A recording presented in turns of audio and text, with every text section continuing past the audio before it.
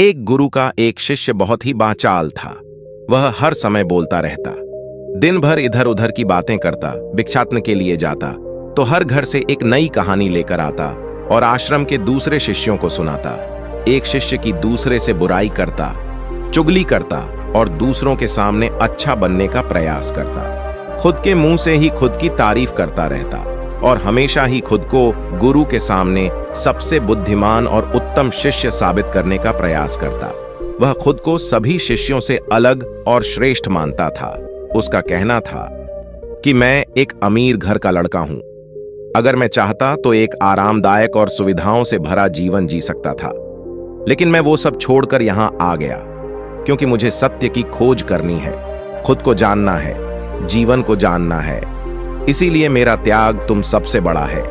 एक दिन गुरु ने आश्रम के सभी शिष्यों को बुलाकर कहा, आप सभी को अगले 1 माह के लिए कोई ना कोई संकल्प लेना है। इससे आपकी संकल्प शक्ति मजबूत होगी और आप में आत्मशक्ति का संचार होगा। आप सभी अपनी अपनी समर्थ के अनुसार कोई सा भी संकल्प ले सकते हैं और 1 माह से पूर्व आप में से जिसका भी संकल्प टूटता जाए वो अपनी पुरानी दिनचर्या में वापस आते जाएं। सभी शिष्यों ने अपनी शक्ति के अनुसार छोटे बड़े संकल्प लिए और गुरु को अपने अपने संकल्प के बारे में बताकर वहां से चले गए। लेकिन वो बाटोली शिष्य खुद को सबसे अलग और बड़ा दिखाना चाहता था, इसलिए वो सीधे गुरु की कुटिया में पहुंच गया और बोला, मैं कोई छोटा मोटा संकल्प नहीं लेना चाहता, बल्कि खुद की ही भांति एक बड़ा और महान संकल्प लेना चाहता हूं। कृपया आप ही बताएं क्या संकल्प लेना चाहिए। उस बाटोली शिष्य की यह बात सुनकर गुरु मुस्कुराए और बोले, क्या तुम मेरे द्वारा दिए गए संकल्प को पूरा कर पाओगे? क्या तुम्हारे लिए उसे पूरा करना संभव होगा? नहीं, वो तुम्हारे लिए संभव नहीं है। तुम उसे पूरा नहीं कर पाओगे, इसलिए तुम खुद ही कोई संकल्प ढूंढो। शिष्य ने कहा, नहीं गुरुदेव, आप जो भी संकल्प मुझे देंगे मैं जरूर उसे पूरा करूंगा। आप बताएं तो सही। गुरु ने कहा, ठीक है, तो तुम अगले 1 माह तक चुप रहोगे, मुंह से एक शब्द भी नहीं निकालोगे, यही तुम्हारा संकल्प है। शिष्य ने कहा, गुरुदेव, ये भी कोई संकल्प है? ये तो बहुत ही आसान है। 1 माह तक चुप ही तो रहना है। कोई बड़ा संकल्प दीजिए जो मेरी योग्यता के लायक हो, जिसे पूरा करने में मुझे समस्या हो। गुरु ने कहा, पहले तुम इस संकल्प को तो पूरा करके दिखाओ। शिष्य ने गुरु की बात मान ली। वह उसी समय चुप हो गया और पलटकर कुटिया से बाहर चला गया। उसे चुप रहना बहुत आसान लग रहा था। उसने एक दिन तो जैसे तैसे चुप रहकर काट लिया, लेकिन दूसरे दिन से उसके मन में ना बोलने का बोझ बढ़ने लगा। तीसरे दिन उसे भारीपन महसूस होने लगा और चौथे दिन उसके अंदर एक अजीब सी बेचैनी होने लगी, क्योंकि आसपास आश्रम के सभी शिष्य एक दूसरे से बातें कर रहे थे। वो भी अपना पक्ष उनके सामने रखना चाहता था, उनकी बोलती बंद कर देना चाहता था, लेकिन उसका संकल्प उसके आगे आ रहा था, इसलिए वो पूरे दिन सिर्फ मुंह और आंखें बनाता रहता। इसी तरीके से कुछ दिन और बीते और वे उसी से बीमार पड़ गया। उसका सर फटा जा रहा था, उसका खाने पीने तक का मन नहीं कर रहा था, वो सिर्फ बोलना चाहता था। वह गुरु के पास गया और उनके सामने बैठकर लिखकर उन्हें बताया, गुरुदेव, मैं बोलना चाहता हूं, बिना बोले मुझे सांस नहीं आ रही, मेरा दम घुटा जा रहा है, मैं अंदर ही अंदर पागल हुआ जा रहा हूं, मैं क्या करूं, संकल्प तोड़ दूं क्या? यह पढ़कर गुरु मुस्कुराए और बोले, संकल्प तो तोड़ने के लिए ही होते हैं, लेकिन जो अपने संकल्प को पूरा कर लेता है वही अपनी आंतरिक शक्ति को बढ़ा पाता है, और जो अपनी आंतरिक शक्ति को बढ़ा लेता है वह समझ और जागृति की राह पर आगे बढ़ जाता है।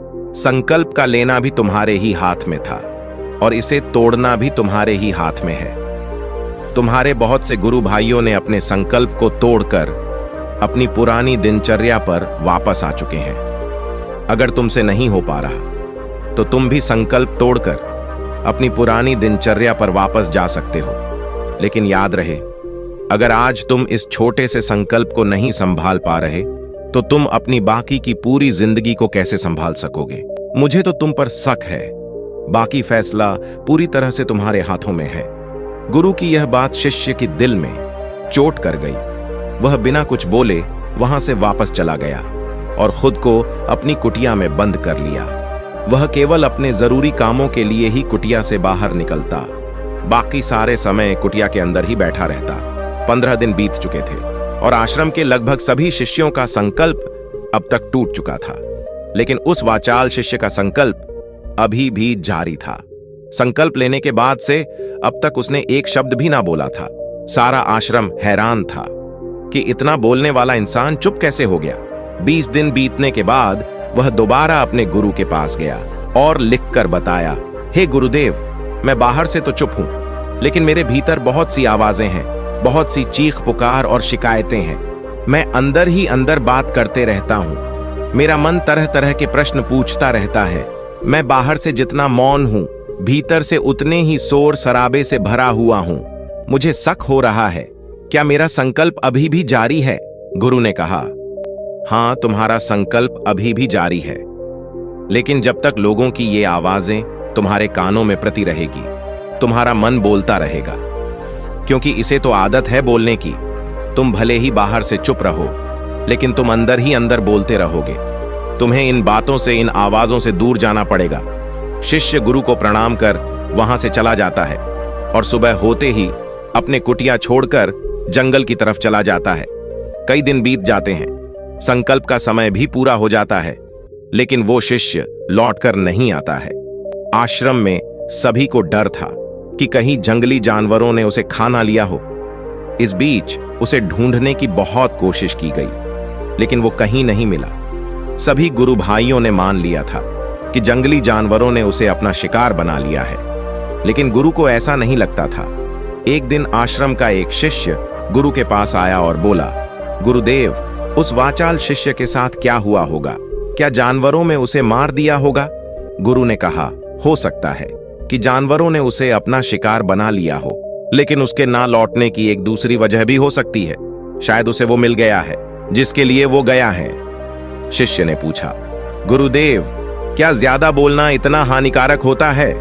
गुरु ने कहा, इंसान के जीवन के बहुत सारे दुखों में से एक दुख ये भी है कि वो कभी चुप नहीं रह सकता, हमेशा कुछ ना कुछ बोलता ही रहता है। सिर्फ हमारे बोलने के कारण हमारे आधे से ज्यादा दुख पैदा होते हैं।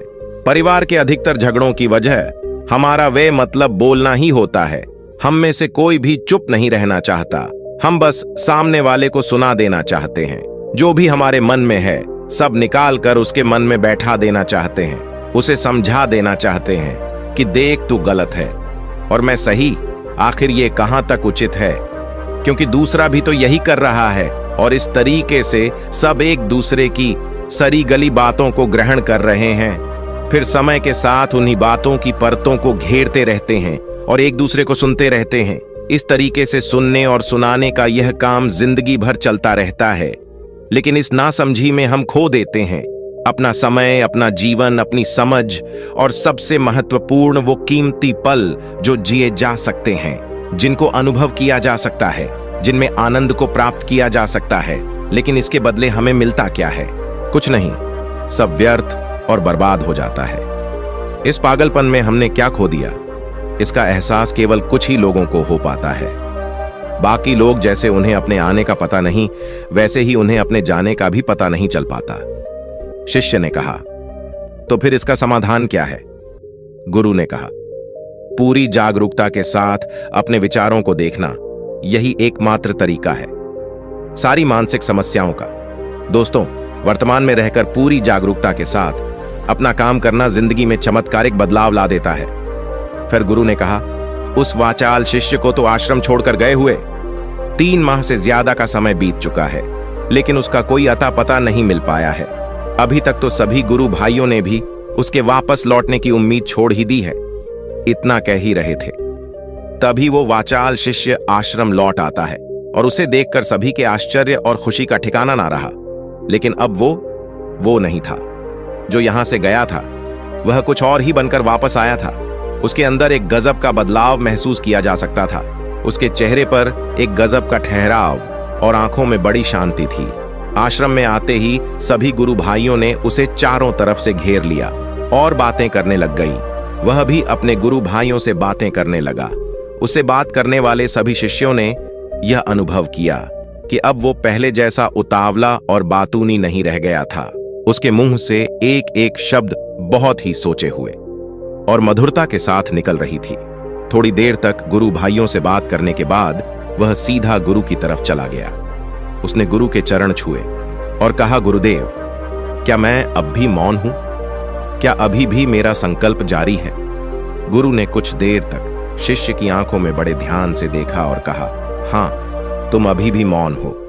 तुम्हारे मुंह से एक भी शब्द निकल नहीं रहा और तुम्हारा संकल्प अभी भी जारी है। शिष्य ने कहा, गुरुदेव, जब मैं आश्रम से गया तो मैं मुंह से तो चुप था, लेकिन मेरे अंदर बहुत सी आवाजें थीं, मन में बहुत से प्रश्न थे और वो बंद नहीं हो रहे थे।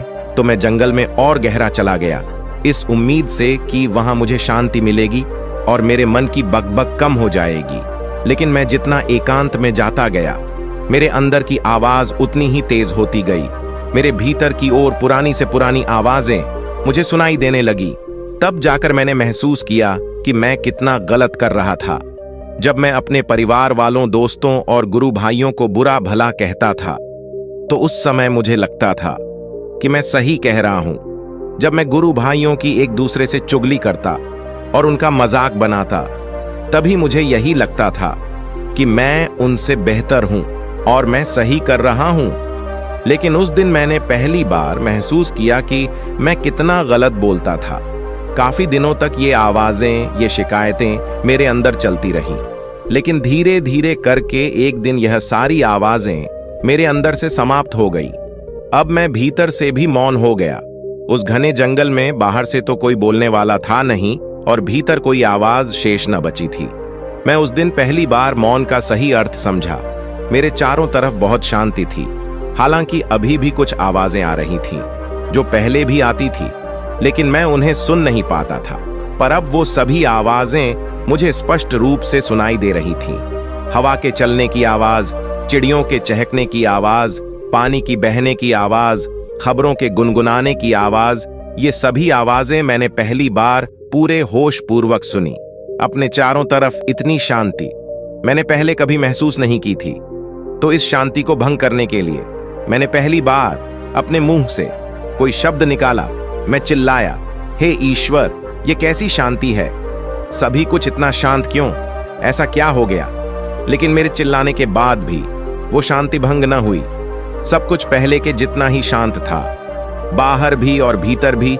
हे गुरुदेव, मैंने अपने गुरु भाइयों से बात की, मैंने आपसे भी बात की। मैं बोल रहा हूं, मैं चल रहा हूं, मैं सब कुछ देख रहा हूं, लेकिन मैं अपने भीतर एकदम एकांत में हूं, मौन में हूं। भीड़ में होता हूं तभी भीतर से अकेला एकांत में होता हूं। जब मैं खुद में भी शोर करना चाहता हूं तब भी एकांत में ही होता हूं। अब सब दिखाई पड़ने लगा है, सब सुनाई पड़ने लगा है। गुरु ने कहा, जब तक हम बाहर की तरफ बोलते रहेंगे, भीतर अशांति ही रहेगी। जिस दिन हम भीतर की तरफ मुड़ जाएंगे, फिर बाहर हमारे मुंह से कुछ भी निकले, हम शांत ही रहेंगे। दुनिया में जितने भी बुराइयां हैं, ज्यादातर हमारे बोलने से ही उत्पन्न होती है, क्योंकि हम चुप रहना नहीं चाहते।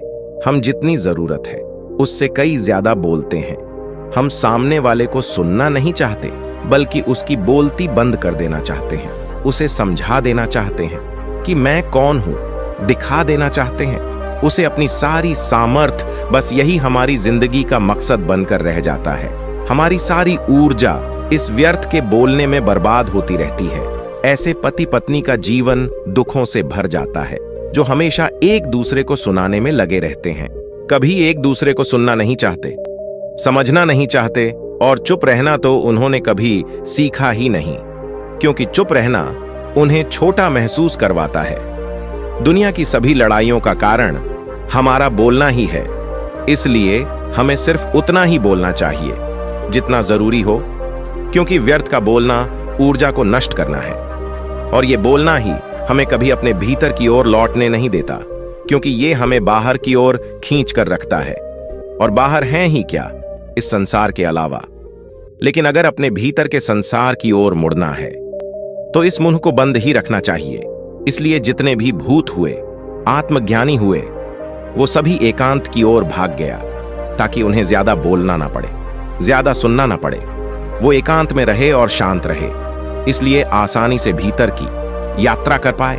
लेकिन अगर कोई चाहे तो इस संसार में रहकर भी एकांत में रह सकता है, शांत रह सकता है, लेकिन इसके लिए उन्हें अपनी ऊर्जा बचानी होगी, जिसे वह अब तक अपने व्यर्थ के शब्दों में बर्बाद कर रहे हैं। तो इस कहानी की सीख यही है कि व्यर्थ का बोलना ऊर्जा को नष्ट करना है, और यह बोलना ही हमें अपने भीतर की ओर लौटने नहीं देता, क्योंकि ये हमें बाहर की ओर झुकाए रखता है। और जिन्हें भीतर की यात्रा करनी है उन्हें अपने मुंह को बंद ही रखना चाहिए। तो दोस्तों, आज के वीडियो में बस इतना ही। उम्मीद है आपको ये वीडियो पसंद आई होगी। अगर पसंद आई होगी तो वीडियो को एक लाइक करना मत भूलिएगा। ओम बूम बुद्धाय नमः, ओम बूम बुद्धाय नमः, ओम बूम बुद्धाय नमः।